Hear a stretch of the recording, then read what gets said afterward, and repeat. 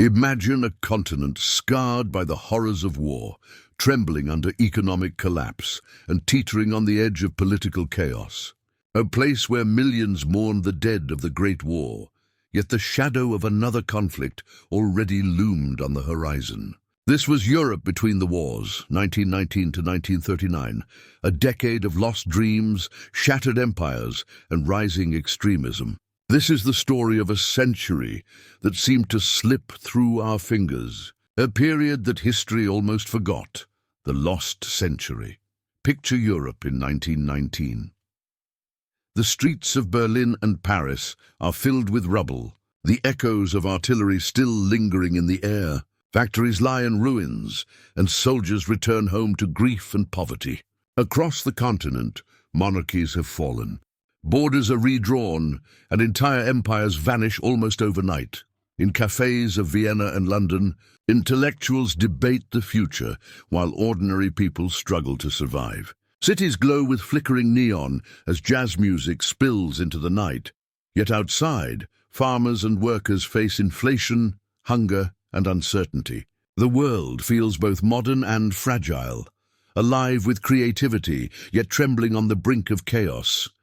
From the grand halls of Versailles to the streets of Rome, from the mines of Poland to the factories of Germany, Europe is a continent in flux, caught between the devastation of the past and the shadows of a future war yet to come. After the guns fell silent in 1918, Europe awoke to a fragile and uncertain world. The Treaty of Versailles in 1919 attempted to redraw the map of Europe and punish Germany, blaming it entirely for World War I. But rather than creating peace, it planted the seeds of anger, humiliation, and economic hardship. Germany, burdened with reparations and stripped of territory, became a nation simmering with resentment. Across the continent, empires collapsed. The Austro-Hungarian, Ottoman, Russian, and German empires all vanished, leaving behind political vacuums and unstable borders. The 1920s began with a mix of hope and fragility. In Western Europe, cities like Paris, Berlin, and Vienna experienced a cultural renaissance. Jazz, art, cinema, and literature thrived in what was called the Golden Twenties. The Bauhaus school in Germany reshaped architecture and design. Surrealist artists challenged perception, and intellectual debates filled cafes across the continent. Yet beneath the glamour, social and economic instability remained. Poverty was widespread, unemployment high, and political tensions simmered as new democracies struggled to establish authority. The fragile optimism of the 1920s was shattered by the Great Depression of 1929, which plunged Europe into economic despair. Banks failed, factories closed, and millions lost their jobs. People who had survived one world war were now facing starvation and uncertainty. This environment gave rise to extremist ideologies. In Italy, Mussolini's fascists promised order and glory. In Germany, Hitler's Nazis capitalized on economic hardship and national humiliation, offering visions of revenge, nationalism, and racial purity. Across Eastern Europe, authoritarian regimes took hold as democracy faltered. The political landscape of Europe in these 2 decades was volatile. The League of Nations, created to secure peace, struggled to assert authority. Conflicts flared in Spain, Italy, and the Balkans. Nationalism surged, while old alliances crumbled and militarism gained momentum. The memory of World War I haunted every decision. Leaders feared another global conflict. Yet many of their policies unknowingly pushed the continent toward one.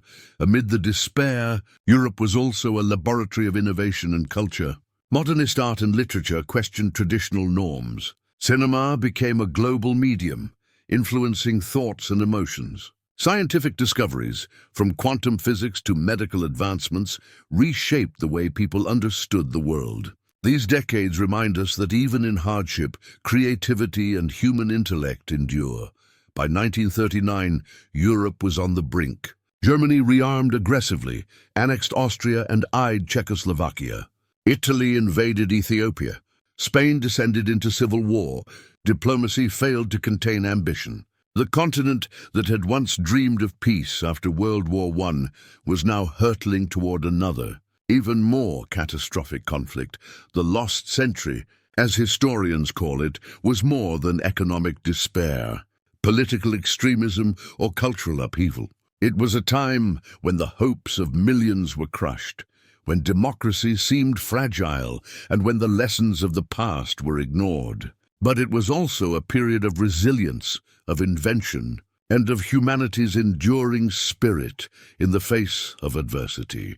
As we reflect on Europe between the wars, we see a continent caught between the past and the future, a world striving to rebuild, but struggling under the weight of its mistakes. The choices, successes, and failures of these 2 decades still echo today, reminding us how delicate peace is, how dangerous despair can be, and how human creativity can shine even in the darkest times. The guns of World War I had finally fallen silent in 1918, leaving Europe in ruins. Entire cities lay in rubble, economies were shattered, and millions of people were mourning the loss of loved ones. The continent was exhausted, traumatized, and unsure of its future. Amid this devastation, leaders met at Versailles in 1919 to negotiate a peace that would supposedly last for generations. The Treaty of Versailles imposed harsh reparations on Germany, reduced its territory, limited its military, and placed the blame for the war squarely on German shoulders. While intended to secure peace, the treaty instead planted the seeds of resentment and humiliation that would later fuel political extremism. Beyond Germany, the political map of Europe was completely transformed. 4 empires, the Austro-Hungarian, Ottoman, German, and Russian, had collapsed. New nations emerged from the ashes, such as Czechoslovakia, Poland, and Yugoslavia, while others struggled with internal divisions. These nascent states faced enormous challenges: political instability, ethnic tensions, and fragile economies. Across the continent, societies were grappling with the unprecedented human cost of war. Millions of soldiers returned home to find poverty, unemployment, and grief waiting for them. While families tried to rebuild lives shattered by loss, the 1920s brought a mix of cautious hope and cultural rebirth. In the cities of Western Europe, a sense of experimentation and innovation emerged. Berlin became a hub of avant-garde art and literature.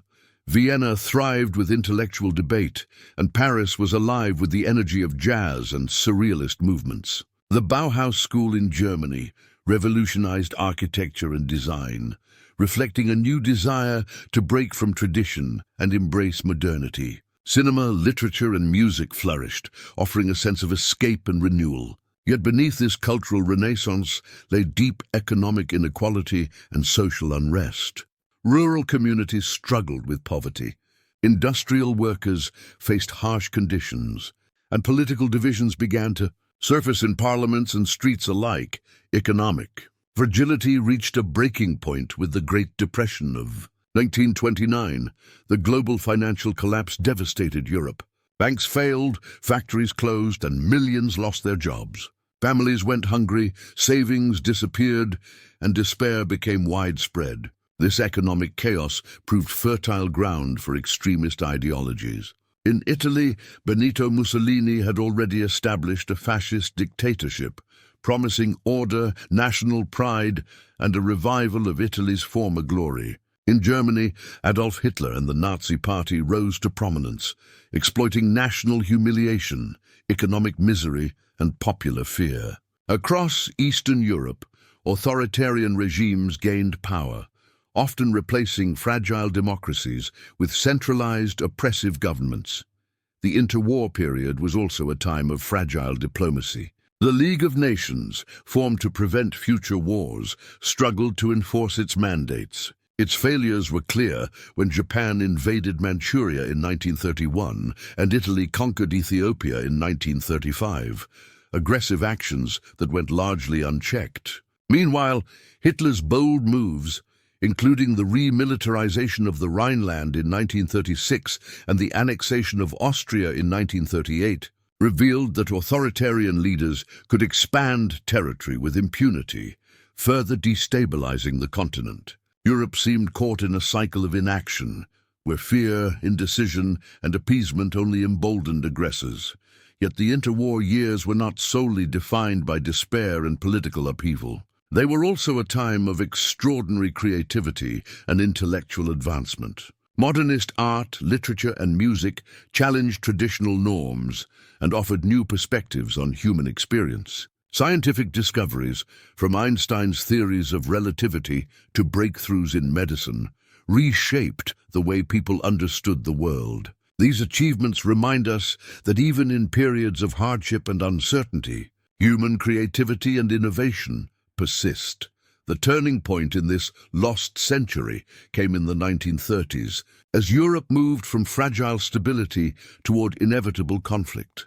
Economic hardship, political extremism, and the failure of diplomacy intersected to create a volatile environment. Democratic institutions faltered under pressure, unable to respond effectively to economic crises or the rise of authoritarian movements. In Germany, Hitler's propaganda machine and paramilitary forces successfully manipulated public sentiment, undermining the Weimar Republic. In Spain, political polarization led to civil war, while other countries faced internal unrest and rising nationalism. Europe, which had hoped for lasting peace after the Great War, was now hurtling toward another catastrophe. By 1939, the stage was set for World War II. Borders were being redrawn, alliances tested, and tensions escalated daily. Germany's aggress, the period between 1919 and 1939, is remembered not only for the suffering and failures, but also for the lessons it teaches us today. It illustrates how fragile peace can be, how economic despair can fuel extremism, and how the mistakes of one generation can echo into the next. It shows the resilience of human creativity and intellect, even in the darkest times, and the importance of vigilance in protecting democracy, justice, and human rights. In the end, Europe between the wars was a continent caught between the past and the future. It was a time of lost opportunities, harsh lessons, and stark contrasts, of despair and hope, destruction and innovation, fear and resilience. The lost century serves as both a warning and an inspiration, a warning of what happens when societies ignore the lessons of history, and an inspiration for how humanity can endure, adapt, and create even in the most challenging circumstances. By the early 1930s, Europe had reached a critical juncture. The optimism and cultural revival of the 1920s were fading, replaced by economic despair and political instability. The Great Depression had devastated industries, banks, and livelihoods across the continent. Millions were unemployed, families struggled to survive, and the social fabric of nations began to fray. Economic hardship became a powerful weapon in the hands of opportunistic leaders who promised stability, pride, and national revival.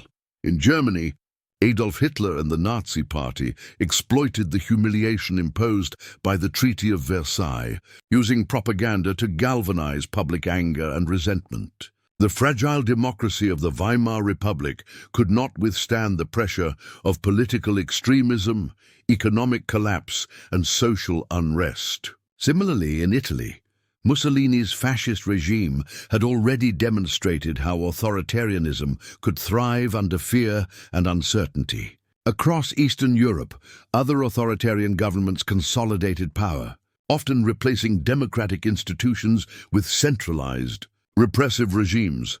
The international community, too, failed to act decisively. The League of Nations, meant to prevent aggression and maintain peace, proved powerless when Japan invaded Manchuria in 1931 and Italy conquered Ethiopia in 1935. Meanwhile, Hitler's increasingly bold actions, rearming Germany, remilitarizing the Rhineland in 1936, and annexing Austria in 1938, went largely unchecked. Europe had reached a point of no return. The fragile balance that had held the continent together after World War I had collapsed, replaced by rising nationalism, militarism, and authoritarian ambition.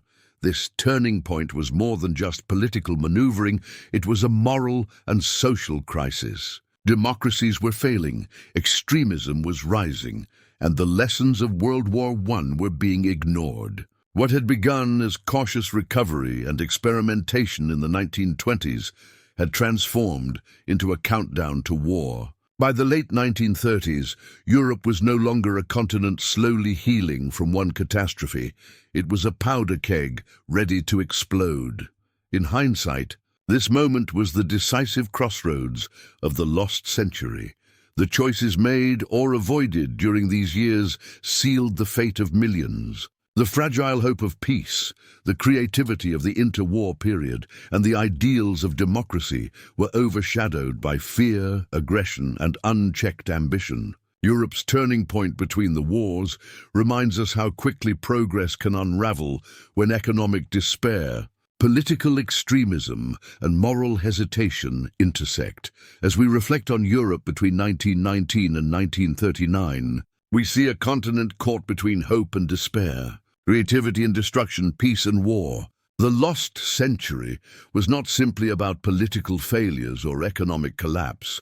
It was about humanity at a crossroads, making choices that would echo for generations. It reminds us how fragile peace can be, how quickly prosperity can crumble, and how extremism thrives when fear and uncertainty dominate. The year 1936 stands out in history as one of the most critical moments between the two world wars. Europe, still recovering from the devastation of World War I and struggling with the economic fallout of the Great Depression, found itself on the edge of profound change. This was the year when the fragile peace of the post-war era began to unravel, when bold political moves challenged international agreements, and when ordinary people witnessed the rise of extremism and the shadow of another global conflict. One of the most significant events of 1936 was Hitler's remilitarization of the Rhineland. Under the Treaty of Versailles and the Locarno Pact, Germany was forbidden from stationing troops in this strategically important border region. Yet in March 1936, Hitler boldly sent German soldiers into the Rhineland, violating international law and testing the resolve of France and Britain. This action marked a turning point in European history. The lack of a strong response from the Western powers emboldened Hitler, showing him that aggression could succeed without consequence. It was a moment that foreshadowed the expansionist ambitions that would eventually plunge Europe into World War II. Meanwhile, in Spain, the political tensions that had been simmering for years erupted into a full-scale civil war in July 1936.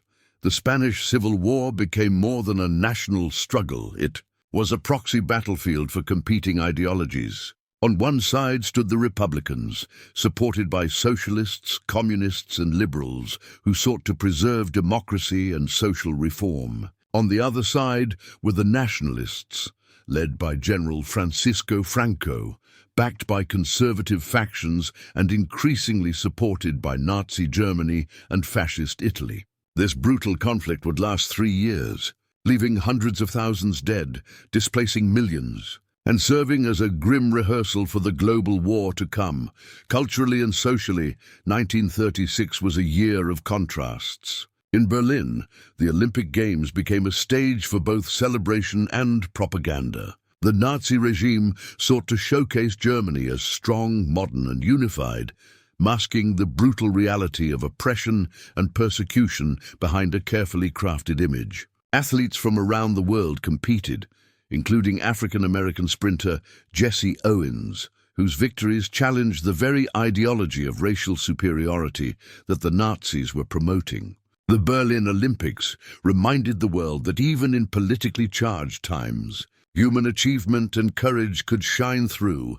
Economically, Europe was still reeling from the aftershocks of the Great Depression. Many nations struggled with unemployment, poverty, and political unrest. Extremist movements thrived in this environment, exploiting fear, uncertainty, and disillusionment to gain support. Fascism and authoritarianism were on the rise across the continent, with governments in Italy, Germany, and Eastern Europe consolidating power and dismantling democratic institutions. The events of 1936 highlighted how quickly political landscapes could shift when societies were vulnerable. The year also illustrated the failure of international diplomacy. The League of Nations, designed to maintain peace and prevent aggression, showed itself to be weak and ineffective. With Italy continuing its imperial ambitions in Africa and Germany openly defying treaties, Europe's leaders were confronted with the limits of appeasement. Their hesitation and indecision in 1936 would have lasting consequences, emboldening dictators and setting the stage for the global conflict that would erupt just 3 years later. In retrospect, 1936 was a year that defined the trajectory of Europe in the yet. Amid the ruins of cities, shattered economies, and rising authoritarianism, Europe also demonstrated resilience, ingenuity, and the enduring power of the human spirit. Artists, scientists, thinkers, and ordinary citizens continued to create, innovate, and inspire, even in the darkest years. The lessons of this period are clear. History punishes those who ignore its warnings, but it also rewards those who learn, adapt, and act with courage. By 1939, the stage was set for another catastrophe. The unresolved tensions, the unchecked ambitions, and the unresolved grievances of the post-war world exploded into a conflict far greater than anyone could have imagined. World War II. The lost century had taken its toll. Millions of lives, once lost or shattered, left Europe scarred yet strangely resilient, ready to rise again after the devastation that followed. So why do we remember these 2 decades as the lost century? Not merely for the suffering and failure, but for the lessons they offer. They remind us how fragile peace can be, how economic despair can feed extremism, and how innovation and resilience can emerge even in the shadow of catastrophe. They remind us that the choices of leaders, societies, and individuals matter. Choices that can lead to recovery or to ruin. As we reflect on Europe between the wars, let us not only mourn what was lost, but also understand the forces that shape history. Let us learn from the mistakes and the triumphs, so that the tragedies of the past guide us toward a more informed, peaceful, and prosperous future. The story of the lost century challenges us to reflect on our own times. It asks us to consider how we respond to injustice, how we protect democracy, and how we resist the forces that seek to divide and destroy. Europe between the wars shows that the choices of a generation, whether leaders or citizens, can shape the fate of millions. So let us remember the lost century not only as a tale of despair, but as a story of warning, insight, and resilience. Let it remind us that peace, justice, and progress are never guaranteed. They must be defended, nurtured, and pursued with determination. And in remembering, let us honor the lessons of history, ensuring that the mistakes of the past do not repeat, and that the future, however uncertain, can be brighter than the century that was almost lost.